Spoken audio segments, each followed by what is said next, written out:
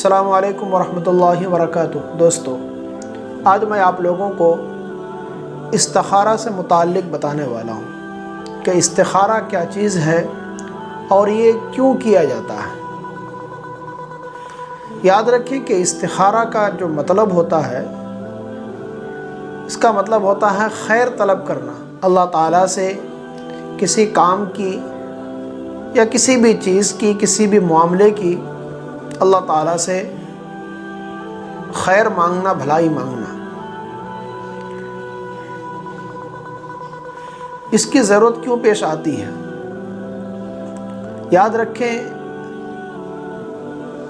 انسان کو گزشتہ کے بارے میں کچھ یاد رہتا ہے، جو حال میں چلتا ان کے ساتھ واقعات، احوال اس کو جانتا ہے، لیکن مستقبل میں اس کے ساتھ کیا ہونے والا ہے اللہ کے سوا کوئی نہیں جانتا۔ اور اللہ تبارک و تعالیٰ کی ذات ایسی ہے جو گزرے ہوئے زمانے کو بھی اور جو پریزنٹ میں چل رہا اسے بھی اور مستقبل کو جانتا ہے۔ اللہ تعالیٰ سے کوئی بھی بات، کوئی بھی حال احوال چھپا ہوا نہیں ہے۔ تو اللہ کے نبی صلی اللہ علیہ وسلم اس لیے صحابہ کرام کو ہر معاملے میں، چاہے وہ نکاح کا مسئلہ ہو یا کوئی تجارت کا معاملہ ہو یا کوئی سفر کا مسئلہ ہو، تو ایسے موقع پر اللہ کے نبی صلی اللہ علیہ وسلم صحابہ کرام کو استخارہ کرنے کے بارے میں فرماتے تھے۔ اور صحابہ کرام کے بارے میں آتا ہے، فرماتے ہیں کہ اللہ کے نبی صلی اللہ علیہ وسلم ہم لوگوں کو استخارہ کی ایسے ہی تلقین کرتے تھے اور ایسے ہی استخارہ کے متعلق ہم سب کو سکھاتے تھے جیسا کہ آپ قرآن کی سورتوں کو ہمیں سکھاتے تھے۔ تو اس لیے اگر کوئی معاملہ پیش آ جائے، سامنے کوئی معاملہ ہو، اس کے بارے میں آگے کیا ہونے والا ہے کسی کو نہیں معلوم، خیر ہوگا یا شر ہوگا، اس کے ساتھ اچھا ہوگا یا برا ہوگا، تو ہر ایسے معاملے میں آدمی کو چاہیے کہ اللہ تعالیٰ سے رائے مشورہ لے۔ یہ استخارہ در حقیقت اللہ تعالیٰ سے ایک رائے مشورہ لینے کا نام ہے، تو اس لیے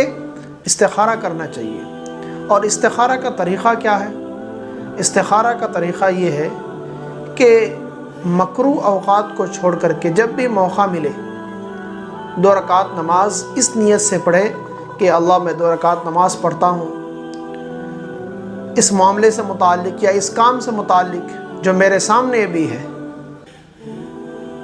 اس کام سے یا اس معاملے میں جو بھی میرے حق میں بہتر ہو وہ عطا فرما، اور اگر اس کے اندر شر اور برائی ہو تو مجھے اس سے بچا لے۔ تو اس طریقے سے نیت کر کے 2 رکعت نماز پڑھی جاتی ہے۔ نماز کے بعد ایک دعا پڑھی جاتی ہے، وہ دعا آپ کی اسکرین کے اوپر یہ ہے: اللہم انی استخیرک بعلمک واستقدرک بقدرتک واسألک من فضلک العظیم فإنک تقدر ولا اقدر وتعلم ولا اعلم وانت علام الغیوب اللہم ان کنت تعلم ان هذا الامر خیر لی فی دینی ومعاشی وعاقبت امری وآجلہ فاقدرہ لی ویسرہ لی ثم بارک لی فیہ اللہم ان کنت تعلم ان هذا الامر شر لی فی دینی ومعاشی وعاقبت امری وآجل امری وآجلہ فاصرفہ عنی واصرفنی عنہ واقدرہ لی الخیر حیث کان ثم ارزنی بہ۔ جب آپ یہ دعا پڑھیں گے، اس دعا کے اندر جو ان هذا الامر، اس امر کے اندر آپ کے سامنے جو معاملہ ہے، جو لوگ عربی جانتے ہیں ان کے لیے بہتر یہ ہے کہ اس دعا میں جہاں پر ان هذا الامر ہے، اس امر کے اندر اگر نکاح سے متعلق معاملہ ہو تو هذا النکاح کہے، اگر تجارت کا ہے، کوئی لین دین کا معاملہ ہو تو ان هذا التجارت کہے یا ان هذا البیع کہے، یا اگر کوئی سفر کا مسئلہ ہو تو سفر کا نام لے۔ اگر زبانی یاد نہ ہو تو دیکھ کر بھی پڑھ سکتے ہیں،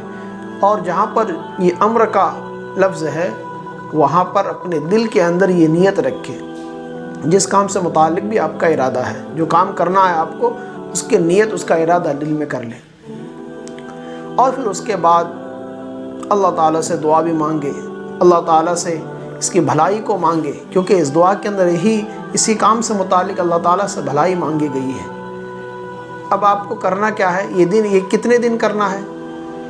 تو اس کے لیے یہ ہے کہ رات میں ہو سکتا ہے کہ آپ کو خواب دکھے،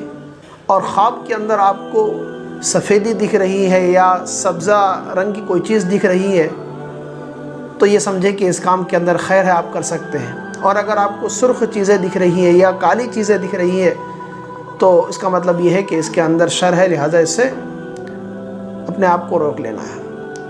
اور یہ بھی ضروری نہیں کہ آپ کو خواب کے اندر کوئی اجلی چیز دکھے یا آپ کو کالی چیز دکھے یا سبزی چیز دکھے یا آپ کو سرخ چیز دکھے، کوئی ضروری نہیں۔ اصل یہ ہے کہ آپ کا دل کس طرف مائل ہو رہا ہے۔ آپ نے 1 2 دن 4 دن 5 دن 7 دن تک نماز پڑھی اور نماز پڑھنے کے بعد آپ کا دل کا میلان اس طرف ہو رہا ہے کہ کام مجھے کر لینا چاہیے، تو سمجھ لو کہ اللہ تعالیٰ کی طرف سے آپ کو یہ اشارہ ہے کہ آپ کام کر لیں۔ اور اگر دل کے اندر آٹومیٹک سے نفرت پیدا ہو رہی ہے اس کام سے یا اس سفر سے یا اس نکاح سے، سمجھو آپ کے اندر ایک طریقے سے دل کے اندر دوری پیدا ہو رہی ہے کہ مجھے نہیں کرنا چاہیے، نہ کرنے والے خیالات آ رہے ہیں، تو سمجھو کہ اللہ تعالیٰ کی طرف سے اس کام کے نہ کرنے کے بارے میں آپ سے کہا جا رہا ہے، لہٰذا اس کام کو نہ کریں۔ تو یہ ہے در حقیقت استخارہ سے اللہ تعالیٰ سے رائے مشورہ کرنا۔ اور یاد رکھیں استخارہ کر کے جو کام کیا جاتا ہے 100% اس کے اندر خیر ہوتی ہے۔ اور انشاءاللہ ثم انشاءاللہ آپ استخارہ کے بعد جو بھی فیصلہ آپ کے سامنے آئے گا، آپ اس کام کو کرو گے تو پھر آپ کو اس کے اندر کوئی نقصان نہیں ہوگا۔ اور اگر نقصان ہوتا تو اللہ تعالیٰ پہلے ہی آپ کو اشارہ دے دیتے کہ اس کام کو نہیں کرنا ہے۔ تو اس طریقے سے استخارہ کرنا چاہیے۔ اللہ کے نبی پاک صلی اللہ علیہ وسلم نے ہم سب کے لیے یہ راستے کھول رکھے ہیں کہ کس طریقے سے ہم اسی طریقے سے جب آپ یہ کام کریں گے تو اللہ کی ذات سے امید ہے کہ اللہ تعالیٰ اس کام کی نقصان ہونے سے آپ کی حفاظت فرمائے گا۔ اور ہاں، ایک دوسری بات یہ بھی ہے کہ استخارہ کے لیے آدمی کو چاہیے کہ وہ خود کرے، جس کا کوئی کام ہو، جس کا کوئی مسئلہ ہو، اسے چاہیے کہ وہ اپنا عمل خود کرے، کیونکہ اللہ کے نبی پاک صلی اللہ علیہ وسلم کے زمانے کے اندر بھی اللہ کے نبی پاک صلی اللہ علیہ وسلم سے صحابہ کرام مشورہ تو لیتے تھے، لیکن حضور پاک صلی اللہ علیہ وسلم کو استخارہ کے لیے نہیں فرماتے تھے، بلکہ اللہ کے نبی ان کو تعلیم دیتے، وہ خود کرتے تھے۔ تو اس لیے ہم سب کو بھی چاہیے کہ اپنا استخارہ خود کریں،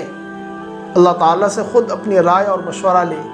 کسی دوسرے آدمی کے ذریعے سے کام نہ کرائیں، یہ سب سے بہتر ہے۔ دعا کریں کہ اللہ تعالیٰ ہم سب کو عمل کی توفیق عطا فرمائے اور اپنے ہر معاملے کے اندر اللہ تعالیٰ ہی سے رائے مشورہ لینے والے بنائے۔ اللہ تعالیٰ ہم سب کی ساری پریشانیاں دور فرمائے، سارے حال و احوال کے اندر خیر و عافیت کا معاملہ فرمائے۔ آمین۔ وآخر دعوانا الحمدللہ رب العالمین۔ السلام علیکم ورحمۃ اللہ وبرکاتہ۔